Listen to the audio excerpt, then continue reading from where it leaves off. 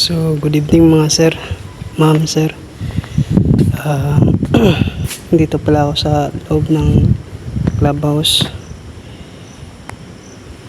Habang nagro-robing ako, napansin ako dito sa may playground. Hindi kaya-aya. Kaya po,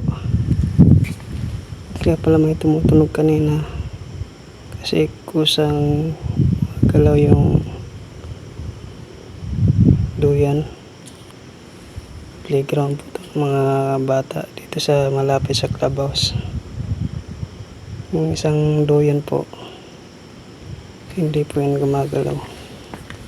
Dalawang duyan po yan. Ayan po.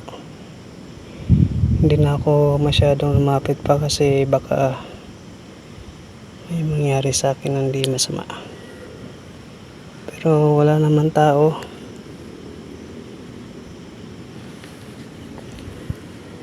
Wala naman tao sa paligid.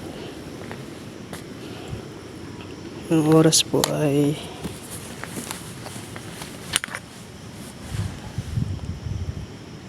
alas 2:30. Ayan po. Alas 2:30. So, still normal situation pa rin. So, still normal situation pa rin. Kaya, sa mga kapwa kong 5'9", kung na-experience na ganito, comment kayo. Bilang isang security guard, din natin maiwasan yung ganitong,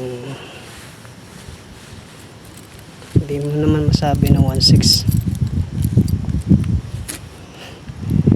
So, ingat lang tayo, double 35 sa ating duty. Yun lang, maraming salamat.